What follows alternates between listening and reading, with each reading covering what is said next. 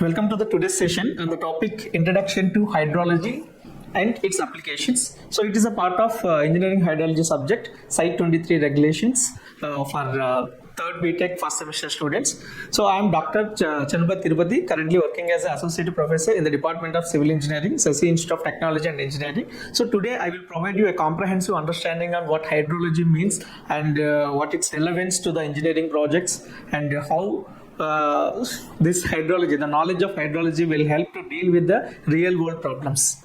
So the main object of this lecture is to provide a comprehensive understanding to the students on hydrology and its applications. Especially at the end of this lecture, student will able to understand what hydrology is and why it is vital or why it is relevant to the engineering.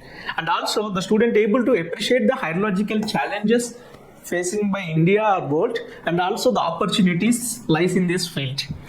And also the students able to identify the various components of the hydrological cycle. So we will discuss in detail about what is hydrological cycle, also called as a water cycle, and what are the components involved in it. And finally, the students able to recognize how this hydrology supports a real world engineering decisions while taking the decision of engineering projects, and how this hydrology, studying the hydrology will play a key role. So that we are going to study, and student will able to understand by end of this lecture. Yeah, these are the contents we are going to discuss. One is definition of the hydrology and scope of hydrology and its water distribution in detail, hydrological cycle and applications of hydrology. Yeah. First, hydrology. So what is hydrology? We know that hydro means water and logy means science. So hydrology simply science of water. So here simply the hydrology is talk about, it deals with the occurrence, movement and distribution of Earth's water and the atmosphere. So the hydrology science actually treats the Earth's water, especially their occurrence, circulation and distribution, including their chemical and physical properties and their interaction with the environment and in relationship with living things. This complete domain of hydrology embraces the full history of the water on the earth. So the engineer who practiced this hydrology are called hydrologists. So this is very important profession, especially for example you want to construct a dam. So you need to understand how much flood is to be estimated, how much flood can be expected in the particular place. So the dam is constructed to get a reservoir. You need to know how much quantity of water is available. So how the quality of the water is varying with respect to different parts of the river system or whatever. So that can be understood by studying the hydrology. Yeah, the scope of hydrology. The hydrology deals with the measurement of rainfall, evaporation and stream flow. So and also it deals with the estimation of runoff and flood peaks. So it is also is to determine the groundwater recharge and also storage, how much groundwater storage is available in a particular place. And also water resource system designs, like if you want to design any hydraulic structures like dams, canals, reservoirs, the knowledge of hydrology is very, very important, and the concepts of hydrology will help to design these structures. And also flood forecasting, and also for drought management, to understand the drought, the causes of drought and how we can manage the droughts, that can be understood, that is also falls under the scope of hydrology. Yeah, we know that the water is around us, it is in the sky, on the earth and in the air, everywhere, wherever you see you will find the water. So water creates a curiosity. Water creates a curiosity and wonder, and it's a great practical concern for humans everywhere. So water is the only natural substance which is available in all three states. It is available in liquid state, and it is available in vapor state, and it is available in solid state in the form of ice. So it is available in all three states. So here, so this water always curious. It's very difficult to to control floods. You can control fire, but it is very difficult. Especially in India, we are seeing that India is facing frequent floods like Hyderabad floods, Mumbai floods, Delhi floods, Bangalore floods. So we are facing floods. Assam or Kerala or Bihar, we are facing frequent floods. It's very difficult to manage these floods. So it's very difficult to control the water. So that we can study in hydrology. Yeah, this is like water distribution. So we know that 70% of the earth occupies water and 30% is earth, right? So in that, if you contain the water like 100% of water, out of 100% of the water, 97% of the water lies in oceans and seas. So which is saline water and which cannot be used for any purpose. So we cannot drink that water. We cannot use that water for like domestic purpose. We cannot use that water for industrial purpose. We cannot irrigate any land by using this water. So the completely useless water unless you are going for a desalination of this water, so which is costly affair and we cannot perform easily. So the 97%, the statistics vary. Some papers you may find it is 96.5%. Some papers you may find it is 97.25%. Small fractions may vary, but it's around more than 97% of the water is always lies in the oceans and seas. And out of remaining 3%, 70% of the water, 3% is 70% of 3% lies in the form of ice caps and glaciers. So which is in the form of an ice caps and glaciers, so which we cannot use, we cannot extract that water easily for our utility, for economic growth or for industrial growth or agriculture or for domestic drinking. We cannot, right? So it is completely we cannot utilize this water. And 29% of 3% of fresh water lies in groundwater. So which is maybe in the shallow aquifers or maybe very deep aquifers. So we cannot extract the complete groundwater, is very difficult. So we can extract only in a few fractions of groundwater.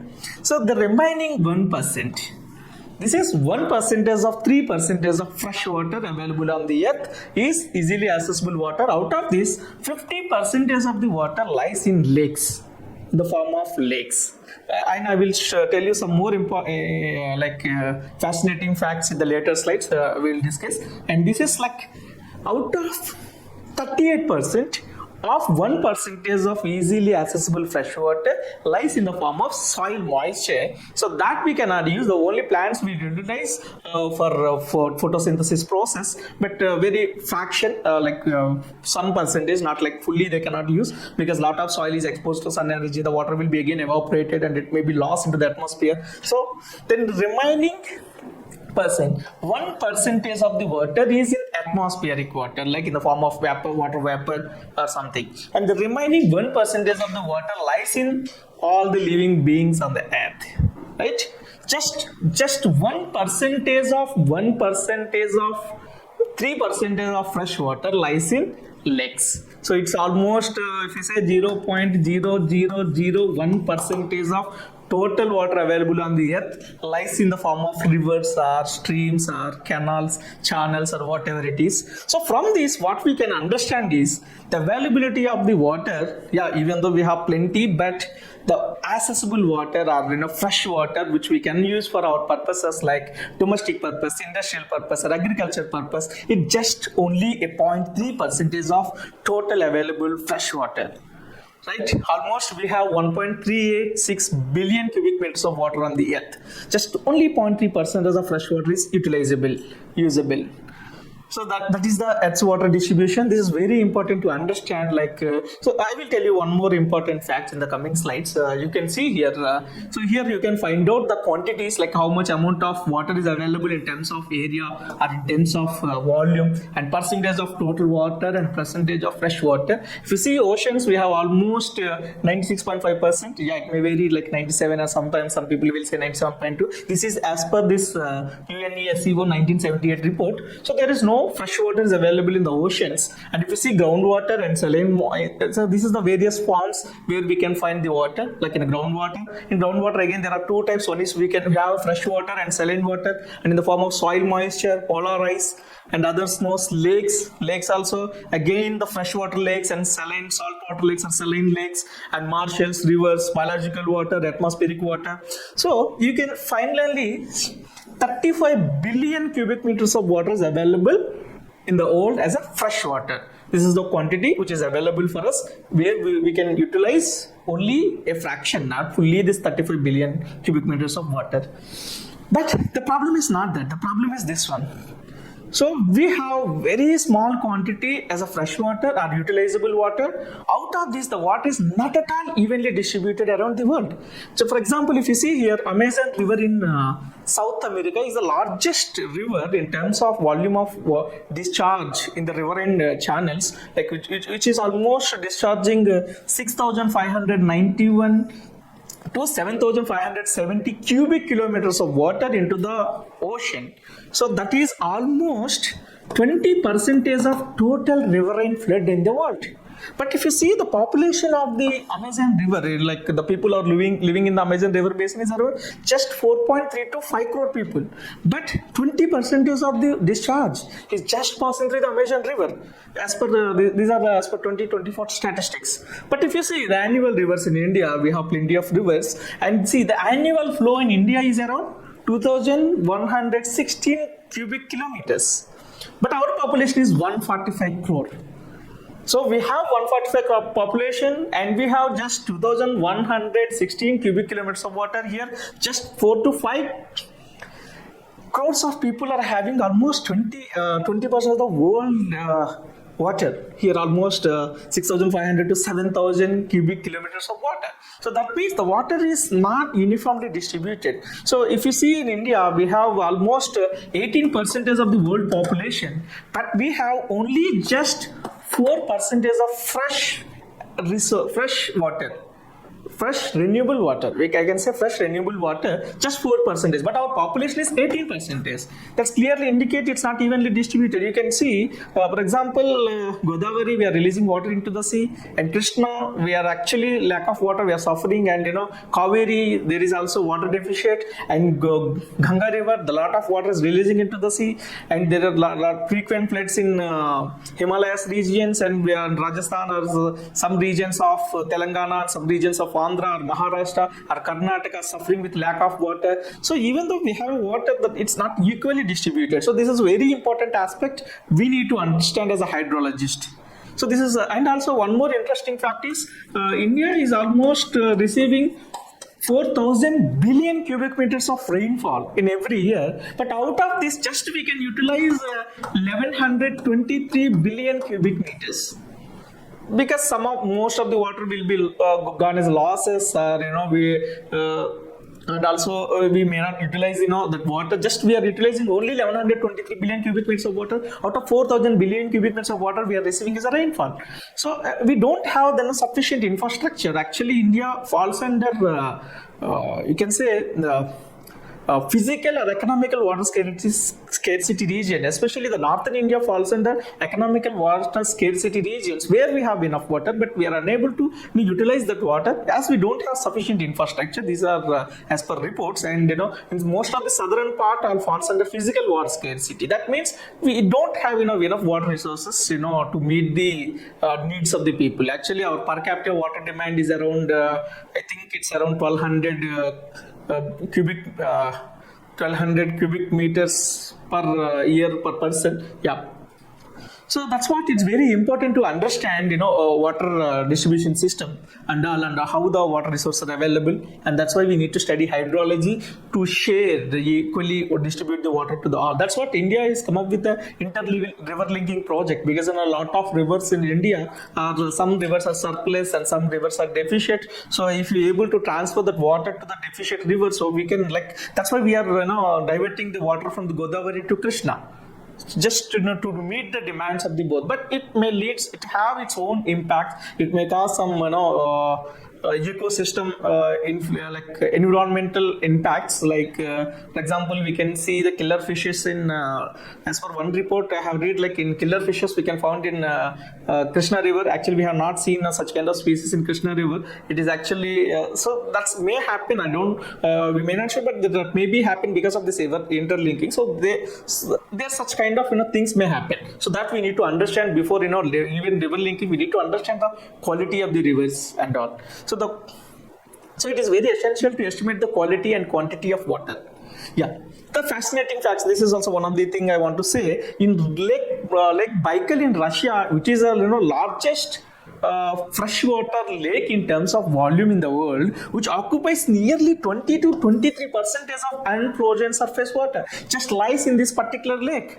So you can imagine, see, even though we have very small fraction of fresh water, you can say 1% of 3% of the fresh water, out of this, most of the water lies, not uniformly distributed. So it creates a water disputes. That's what, from childhood onwards, we are hearing that the Third World War is maybe happened because of the water. This is the reason. So the water is not uniformly distributed all over the world and not, uniformly available. So we need to somewhere to find the balance. So we have to effectively, we need to understand the hydrological conditions, and we need to plan, our resources in such a way that it should fulfill the needs of the people, and we need to get the maximum benefits, and also it should not affect the future generation. That's the way the sustainability concepts comes in. So we need to understand the concept of sustainability.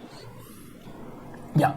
Well, now when we comes to again, I just revised what we have studied. Hydrology, it's a multidisciplinary science. Normally deals with occurrence, movement, and distribution of water, especially earth's water and the atmosphere.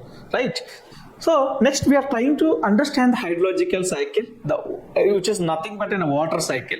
So the journey of water start from, actually it's a cyclic process. There is no starting point and there is no ending point. So we should start somewhere. So we will start from the evaporation from the oceans. So the journey of water from ocean to atmosphere and back to the earth in the form of precipitations. After reaching the earth, the water ultimately again reaching to the ocean through various processes like precipitation, evaporation, transpiration, percolation, runoff, infiltration, and interflow or base flow. Like these are the processes. So that processes you can call as a hydrological cycle. Simply, the hydrological cycle is nothing but the journey of water from ocean to the atmosphere, and then atmosphere to earth. From the earth again it has to reach the ocean. So this cyclic process we can call it as a water cycle or hydrological cycle. So we will discuss in detail about hydrological cycle in the coming slide. So this is a simple hydrological cycle.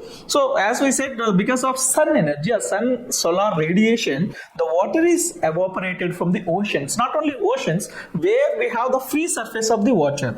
So for example, this is a lake, and if you see here, when the free surface of the water is exposed to the sun energy, the water will be evaporated. The water will be evaporated. Evaporation is a physical process of conversion of water from liquid to gaseous state or vaporized water vapor. So that you can call it as evaporation. So the evaporation is happening from the oceans, from the lakes, or in terms of soil moisture. Whatever the amount of soil is available in the whatever the amount of water is available in the soil is also evaporated when it is exposed to the solar radiation or heat. So then this is evaporations.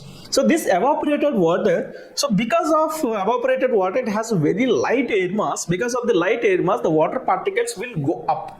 So while going up, the temperature is decreases. We don't reach as we go up. Well, the altitude increases, the temperature decreases. While going up, these vapor particles are converting into tiny water droplets. So they join together because of the aerosols or air particles present in the atmosphere, or air particles, aerosols present in the atmosphere. So they will form a cloud. The process of conversion of water from vapor state to you can say solid liquid, like liquid state, you can call it as a condensation. So here, so whatever the amount of water is evaporated, so while it is going up, so the tiny particles of water are joined with aerosol particles and form the clouds. So these clouds, the small clouds are attracted to each other and they combine together and they will form a bigger clouds.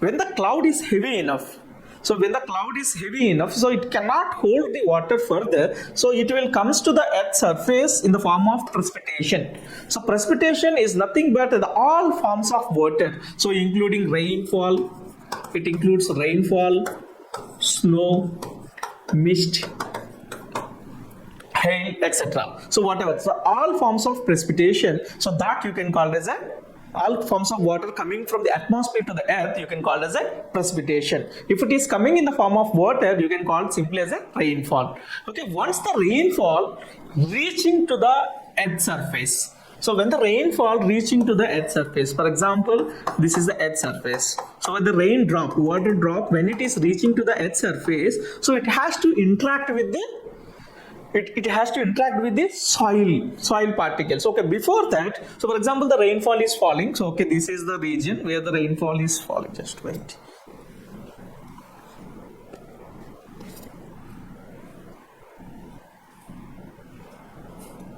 Okay, so for example, there is a tree. Yeah, there is a tree. Okay. Yeah, when the rainfall is falling on the when the rainfall is falling from the atmosphere, when it is falling on the tree, so the leaves of the trees have blocked the some fraction of the water. That you can call it as a interception.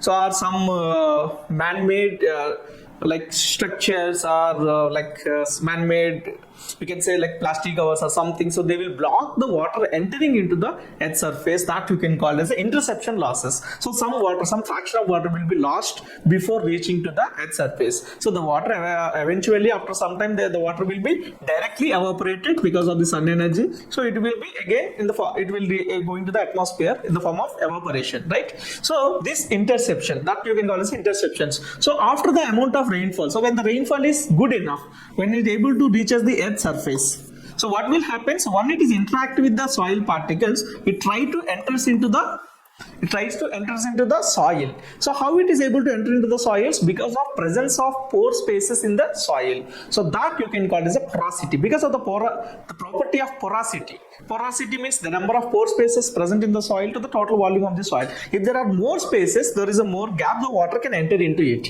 So another property of the soil, like permeability, is able to water to pass through the soil. So permeability is simply, we can say, it is the interconnected pore spaces. If there is interconnection between the pore spaces, the water can pass through it. Okay, so because of this property of the soil, like porosity or permeability, the water is entering into the soil mass. This process you can call it as a infiltration. So infiltration. So infiltration is the process by which the water is entering into the subsurface of the soil. And this, if it is happened to the shallow layers of the earth, you can call it as an infiltration. But if it is deep enough, this is called infiltration. For example, this depth is, I can say, for 5 meters or 3 meters. So if the water, the infiltrated water is able to reach the aquifer or groundwater table, so that you can call as a percolation. So the main difference between infiltration and percolation is, infiltration means the amount of water entering into the soil for a shallow depth. If it is able to reach the deep aquifer or groundwater table, so that you can call as a percolation. Both the same processes. Both of the water is penetrating into the soil, but if it is stops at the shallow level, you can call it as infiltration. But is able to reach the groundwater table at a deep aquifer, you can call it as a percolation. Okay, so next process is transpiration. What the transpiration is? So the amount of water is available in the form of soil moisture, right? So this soil moisture is taken by the plant roots. So they will utilize this water for photosynthesis. So after the photosynthesis process, the plant leaves release the water into the atmosphere through the you can call it as through the leaves tomato. The part is from the leaves. So that you can call it as a transpiration. So leaf have a small pore spaces. From the pore spaces, it will release to the atmosphere. That you can call as a transpiration. So it is the release of water into the atmosphere by the plant leaves, that you can call as a transpiration. Okay, then we know evaporation. So from soil moisture, from the open surfaces or from the oceans. So the combined process of transpiration and evaporation you called as a evapotranspiration. The combined process of evaporation and transpiration is called as a evapotranspiration, which is very, very crucial for a hydrologist, so or irrigation engineer, because based on this, the water requirement for a crop can be estimated. For example, you have a 1 acre of rice crop, so you want to know how much amount of water should be applied, or if you want to grow 1 acre of, you have 1 acre of tomato rice. So do you know how much amount of water is required? That can be estimated by this evapotranspiration demand. So this actually indicates how much amount of water need to be supplied to get an optimal yield in a particular place. So it varies actually from different place. And another process you can call as a sublimation. Sublimation means, so we know that water is available in 3 states. One is liquid state, and then solid state, liquid state, and gaseous state. So then normally the water will be first converted into solid state to liquid state, then from liquid state to vapor state or gaseous state. But without this intermediate step, like solid is directly converted into water vapor, so that you can call as a sublimation. So the conversion of ice or something which is into the directly a gaseous form or vapor, that you can call as a sublimation, which happens generally in a snow dominated regions. So this also will be form clouds, and this is also part of evaporation, right? So then yeah, now okay.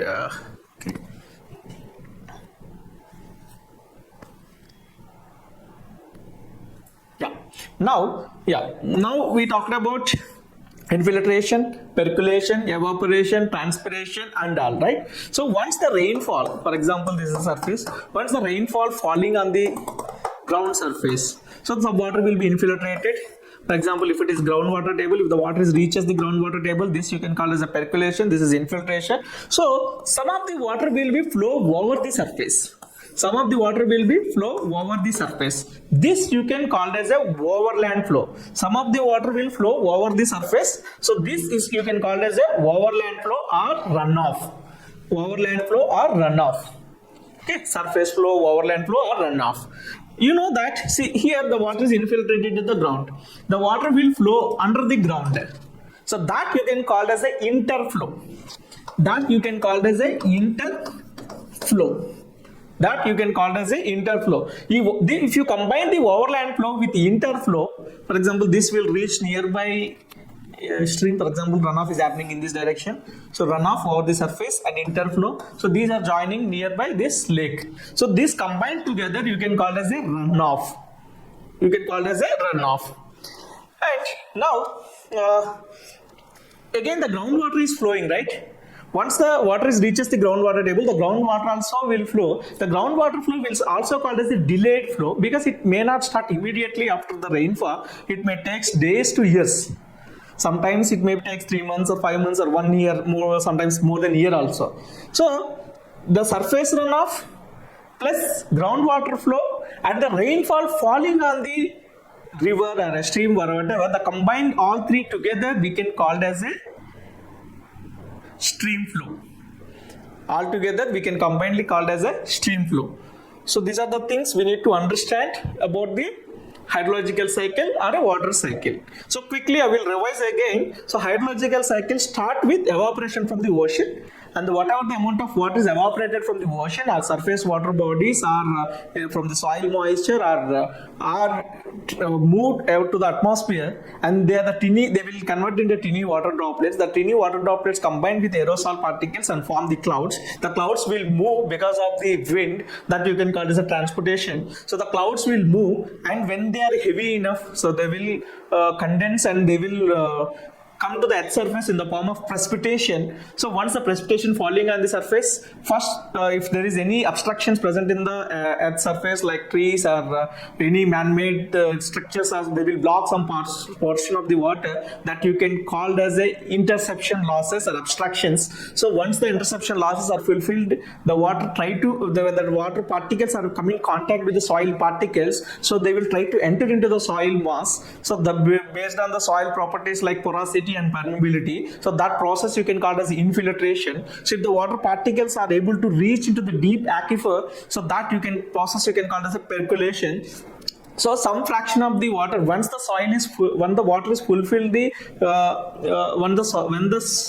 water is fulfilled the infiltration capacity of the soil, or the soil is completely saturated, the water try to flow over the surface. That process you can call as a overland flow. And some water, whatever the water is infiltrated in the subsurface of the soil, will flow as a lateral flow. If it is joined together with this overland flow, you can call it as a surface runoff. And if it is the surface runoff or the internal flow reaching to the nearby stream, if it also combined with the groundwater flow, so groundwater flow also move under the ground and is moving towards the nearby stream. So these all three combined together along with the rainfall directly falling on the stream, you can call it as a stream flow.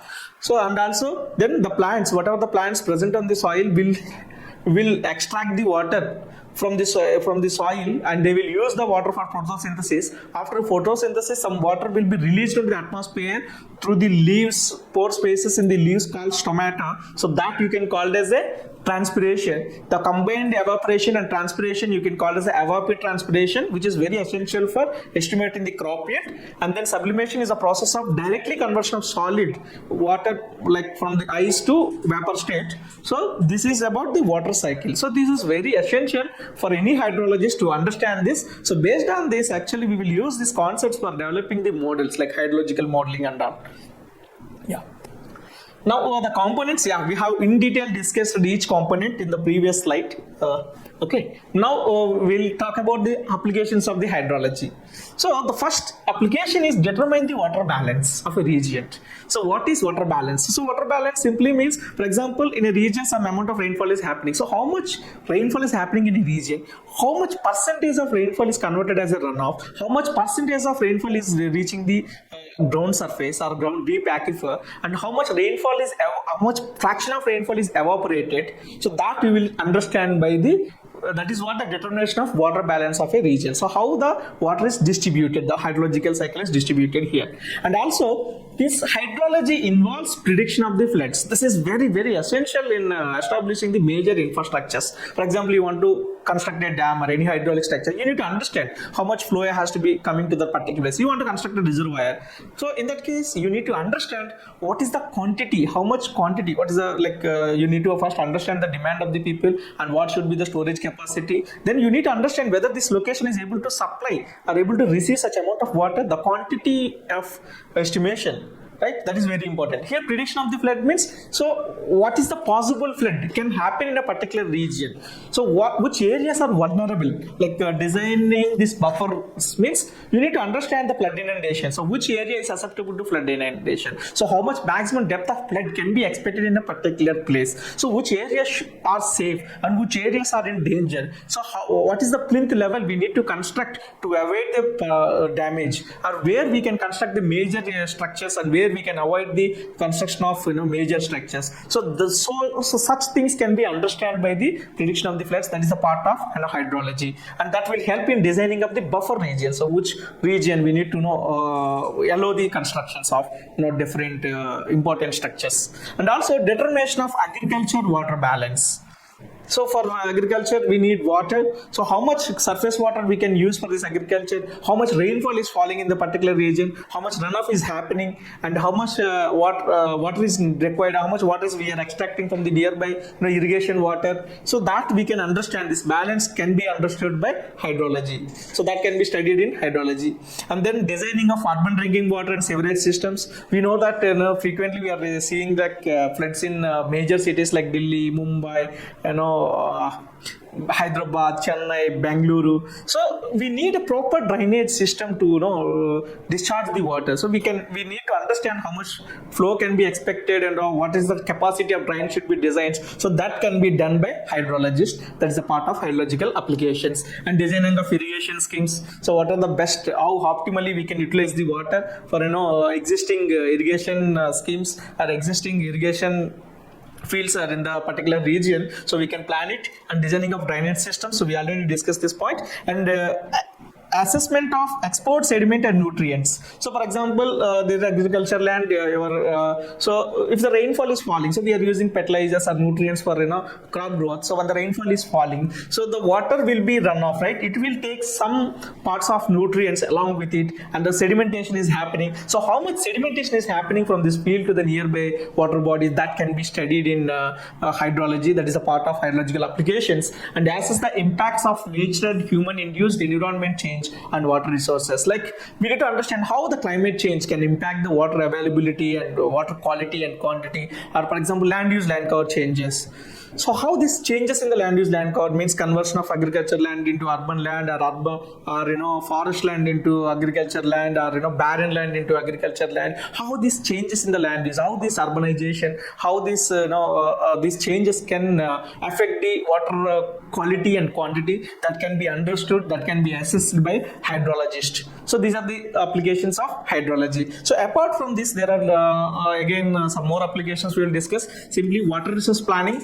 So in this water resource planning, what the engineers will do is they will estimate the available surface and groundwater resources. So how much surface water is available in a particular region, how much groundwater is available. This is very essential in planning the water resources. If you know how much quantity is available, then you can plan it, how best we can utilize. So if it is no availability, and if you know the demand, so you can plan it, right? So okay, I have this much requirement, I have this quantity. So if it is demand is more than the supply, then we have to optimize, we have to balance. If it is the demand is less than the availability, so we can fulfill the complete demand. So in this case, if the demand is more, then how best we can supply this water, how utilize this water to meet the needs of the people without affecting their growth or their needs. So that can be planned by the engineers. So that comes under water resource planning. For example, if you see National Water Mission, so they aims to conserve the water, means they want to protect the water and increase the efficiency by 20%. So water efficiency is one of the very important aspect where we need to understand, where we need to focus on this particular area. So if you use water effectively, so we can, for example, you can irrigate more area. So lot of area is actually we have a lot of cultivable area, but we are unable to irrigate because of lack of sufficient water in some parts of the regions. So that can be achieved by if you adapting more efficient systems. And hydrologists define the safe yield of a reservoirs. So what is the safe yield of a reservoir? For example, you constructed a reservoir. Safe yield means this is the maximum quantity of water I can extract from the reservoir, even the worst case, even the drought year. So every year, what is the maximum water I can expect from this particular reservoir? That is a safe yield. To determine this, so we need to understand hydrology, and it is the job of an hydrologist. Next, flood control and management. So design of major hydraulic structures like spillways and drainage channels and flood forecasting systems can be prepared or can be developed by the hydrologists. So for example, if you want to develop a Godavari flood forecasting system by using the satellite data or IMD radar data, so India Meteorological Department data, like we can develop a flood forecasting system. We can say where we can expect the flood and what is the magnitude of the flood and which areas are susceptible to flooding. So we can provide early warning system. That can be a part of an hydrologist job. And also we can develop the AA and JS based flood warning systems like in major cities like Chennai, Mumbai, Bengaluru. So it will reduce the impact on the society, and we can provide in a more secure and better society with this. Next, irrigation engineering. So irrigation engineering, so we need to determine the dependable rainfall. So how much rainfall we can expect in every year. So that we can determine from the hydrology. And design for canal systems. If you want to design a canal, so what should be the capacity? So that can be done by based on we need to understand how much water should be supplied. So that can be estimated by understanding the types of crops and the area and the water requirement. From the irrigation water requirement, we will calculate the total volume of water required. So from this we need to design the canal. Okay, what should be the design flood in the canal? So that can be part of an hydrologist. For example, here comment area planning. For example, in Krishna River Basin, we use the models like these are hydrological models, SWAT and HEC HMS. These are open source models, so anyone can use it. These are very most frequently used or most widely used models for hydrological modeling. So here, command area planning. Command area planning means optimal allocation of the water. Like how best we can allocate the water. So that can be understood by the it can be understood our duty of an irrigation engineer or hydrologist. Urban hydrology. Urban hydrology means stormwater drainage design. So it is very essential. So because of lack of drainage system, only lot of areas are flooding. So we need to understand the capacity of the drains. To determine the capacity of the drain, we will use the hydrological concepts and groundwater recharge planning. So especially in major cities, the groundwater levels are depleted. So we need to understand what is the maximum water can be extracted from a well. So that should be optimal groundwater levels that should be fixed. And we need to understand which areas we can provide in a groundwater recharge areas like artificial recharge structures where we can construct like percolation ponds or check dams and all. So that can be a part of a hydrologist. So groundwater recharge planning like rainwater harvesting structure, rooftop rainwater harvesting structures we can provide, like that can be, we can do it. And smart cities mission uses hydrological and hydraulic modeling, especially flood resilient structures. For example, you want to construct an industry. So you cannot construct industry randomly in any place. Maybe if it is subjected to flooding means it may cause huge damage. So first you need to understand before establishing industry and whether this area is safe for flooding or not, and which area is how much area is like if it is in worst case how much flood we can expect, and which areas are susceptible to flooding, where I can construct the major structures or which areas I can avoid the major structures. So that can be understood by the that is the part of urban hydrology, we can do it. And hydropower development, so estimation of inflows for the reservoir operations. So we need to understand how much flow is coming to the particular reservoir. So we need to understand the potential, how much power we can generate by the construction of the project. For example, if you see in Srisailam Dam, actually it is designed for a return period of 1000 years. That means the flood may happen once in 1000 years. But unfortunately, the value is actually 19 lakhs cusics. But unfortunately, in October 2009, we are receiving nearly 25 to 26 lakh cusics. So more than what we design period. That's what the Srisailam Dam get damaged because of that heavy extreme flood event. So it is a part of an hydrologist. So we can estimate what is the what should be the design period for a particular structures. So these are the duties of an hydrologist. In groundwater studies, so assessment of aquifer recharge. So how much recharge we can do from the aquifers. So aquifers are nothing but a water bearing strata, simply you can say these are the like geological formation which is having a water. So we need to determine the safe yield using the water balance methods. So what is this safe yield means, very important concept. So you cannot extract water however you like.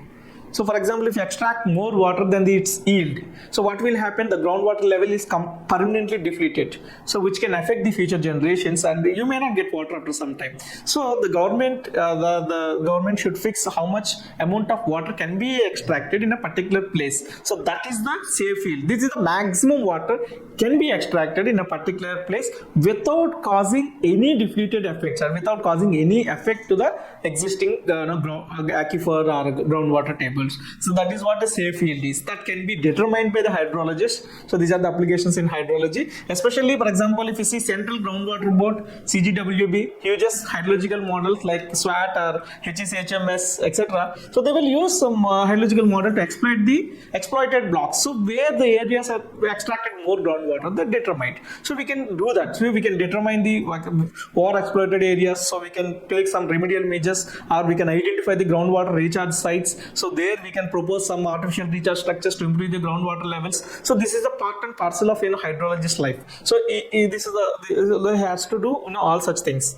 Next, climate change and hydrology. So we know that recently we are hearing this term climate change. So it is simply a long-term change. Climate change means it's a long-term change in the meteorological variables, so which cause a significant effect on water balance components, and it may affect rainfall and temperature patterns, which significantly leads to the consequent changes in the runoff patterns and evaporation rates and infiltration. So it will affect complete water cycles, right? So here the climate models have predicted almost 20% increase in extreme rainfall events in India. So okay, if it is predicting the extreme rainfall events, so what it causes? So what is the impact of these extreme rainfall events? So that can be studied by the hydrologist by using a hydrological and hydraulic modeling. Okay, then hydrologist studies the impact of floods, droughts, and reservoir management. So what is the impact of the particular flood and drought, and how we can manage? And reservoir management is one of the important aspects. So these are the applications of hydrologist. These are the things about the today's session. These are the references and textbooks we need to follow to understand this subject. So thank you for your attention. If you have any queries, you can comment below. And next class, we will discuss in detail about hydrological data and what are the various sources we can get, what is the hydrological data we can use for hydrological modeling or hydraulic modeling or whatever it is, and what are the sources and all. So with this we will end this session. Thank you for your attention. Thank you.